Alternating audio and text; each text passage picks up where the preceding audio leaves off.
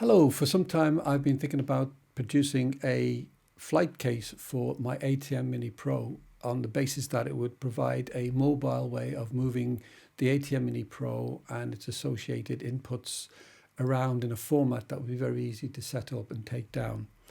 I'm late to the party on this because this has been going for about 15, 16 months and a lot of people have different solutions.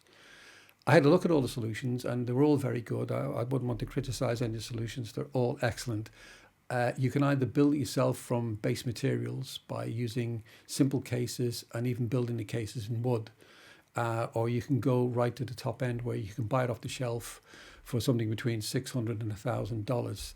I've gone somewhere in the middle where I've bought the templates from an online guy who specializes in drones, but he's also created three nice pieces of kit to be able to do this, and I'll show you them in a minute. They're the bottom plate, the top plate, and the back plate for the inputs. So let me just put on my usual bad title, and I will then take you on a tour on the case.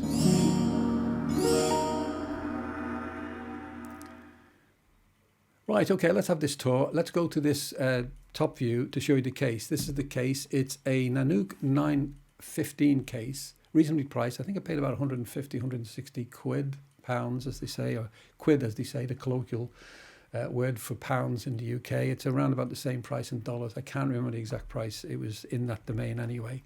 It is a nice case. It's pretty solid. The locking mechanisms are very good on it. And I've actually made some amendments, and I'll take you a tour with the camera I've got at the moment. I've got it plugged into the mains here, as you can see. I've also got the capability to have battery power as well using a V-mount and these batteries here. So let me just open it up. It's off at the moment, and let me just give you a quick demo of the top. Obviously, this is the ATEM Mini Pro, which sits nicely into this dedicated insert. What's nice about this Nanuk case is it does have the capability to be able to screw a plate in here. It's all pre-built. The only thing I had to buy was this bottom template for having this. I've added a few bells and whistles, which I'll talk about in a minute. The actual top plate, let me just go to here. Oh, I can't do that because I haven't got it switched on at the moment, but I'll show you that in a minute. Where the monitor is into the case top, and it works very well. It's very neat, very smooth. I've added a few bells and whistles. Let me just switch it on. I'm going to switch the mains on. Hopefully that will go live, and then I'll be able to show you around the case, which I can do now. So it is as it is. I have, if you like, created a few little bells and whistles. The first bell and whistle is a voltage meter. When I'm on battery power, I can see the voltage and monitor the voltage that way. I've got a little input output here. This is a headphone jack and a 5-volt USB power adapter there. So do you wish to run a phone or something next to that, or some USB device that requires power? Natively, the ATEM Mini Pro doesn't have audio monitoring in terms of your headphones. So what I've done is, if you look here, I've inserted, let me just go to here, which might be a little bit more helpful. So if I switch to here, which if I go to there, hopefully you can see that now, which you cannot at the moment. So yes, you can actually see that. I've switched to there, which I've got programmed there. So you can see outgoing on the program. For some reason, I've got the full, right, I don't know where that is. Because I'm running, just bear with me. Right, okay, that was my bad. I'm actually using that ATEM Mini Extreme ISO over there, and I'm using this as a demo. And I've got the output from this going across to there and being fed back here, so I can view it and do it. Bit messy, bit complicated. It is for my old head, but when I had it in that mode, I was actually on the multi-view mode, and that's why you saw that, and that's what confused me for the moment. So I'm on program mode, so I can see what's going out. So you'll get an infinity there. So let me just, I've hit the record button. I don't need to do that. Let me stop the record button. So here it is, and the attachments that are there, this is the actual breakout box. It's a HDMI audio breakout box, and I can control the volume. What I liked about this one is you can control the volume to your headphone jack there. That was my original incarnation of it, which was literally picking it up from the monitor, and so was that. So I had 2 goes at getting that right. This is my final incarnation of it, which is this one here, which is lovely and flexible because I can alter the volume within the headphones. I put these little plates on here because I used the quick release items on there, so I can haven't got one to hand, but I can actually use that for quick release. I've also put the ability on the top there to use quick release items on top there, which adds a bit more flexibility. I've also added a little hot shoe there, or a cold shoe, because it doesn't go to anything that you can power up. But I use my my to-go little wireless mic on there to be able to use that remotely. And that's basically it from that point of view. That's just a magnet where I can hold anything that I want to keep in there without rattling around in the case. Let me take you around the side here. You can see there's the mains input. Sorry, it's not steady because I'm handheld here. And I'm just going to go around here and up and over without hitting my microphone. And you can see there's the cheese plate there for actually being able to attach that V-mount there with a varying kinds of battery technology to be able to power up by battery. I love that cheese plate. That particular cheese plate is very useful because, as you can see on that cheese plate, there are 2 12-volt outputs from that. There's an 8-volt and a USB there, which is very flexible. You've also got an on-off switch on that and a quick release and a traditional D-tap. So it gives you plenty of variety to do that. As a kind of cheap alternative, this particular NP-F to V-mount converter, it takes any of the NP batteries. I've got 2 on there at the moment, and you can just drop them onto there and you've actually got a V-mount. So that gives you a bit of flexibility with your standard NP batteries. Okay, going around to the back, I need to switch to which one is it? I think it's that one there. Oh, it's that one. Oh, sorry, hang on. Is it that one? No, it's not that one. It's that one. Is it? No, which one is it? I've lost it. It should be, just bear with me. Ah, there it is. There's the one. So if we go around to the back plate. Sorry about that. I'm just, it's literally sort of a temporary build.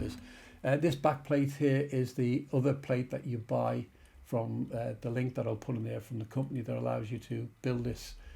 With those 3 plates, the bottom plate, case plate, the top case plate, and this gives you the flexibility to be able to create this. And you can see this has got all the inputs that are on the ATEM Mini Pro, namely the 4 HDMI inputs, a HDMI output, you've got a USB output, you've got the 2 mic inputs there, and you've got the network input, which is a great deal of flexibility. So you can see it's actually quite versatile. There's quite a lot there to it, which allows you to actually have that flexibility and the ease of putting it up. It doesn't take that long to actually put it together. So that's basically it. Major advantage of this is that you've built it yourself and you can build it to your own design, and you can add, as I say, little bits and pieces on it that just adds to what you want to do. In terms of criticisms, and it's not a criticism of the person who sells the actual bottom and top and back rear plate. It's the problem that if you don't get the precise HDMI feeds to the ATM from the back into the ATM through the case, then you'll get errors in where the positions are for the screws for those things. And I had a lot of trouble fitting them together because the ones he recommended on the link that I sent to you, it wasn't available on Amazon at the time, and I couldn't get the exact one. And I had to make a few attempts at getting one that was a near fit, but I still had to extend the holes on that. Other than that, the top plate and the case top plate and base plate, perfect. The screws lined up absolutely perfectly, and it worked very well. And so that's it. So let me just demonstrate this to you in terms of what it looks like in terms of using it. So if I now cut to here, you can see now this is the sort of live view that you have at the moment. Now I've just got, as you can see, I've just got one camera on it. So you see it as you would see a 4-camera shoot on there with all the, with all the bells and whistles that you need. And in fact, it actually was a joy to use and a joy to build. So I hope that's been useful. I'm going to finish there now. Thanks for staying to the end.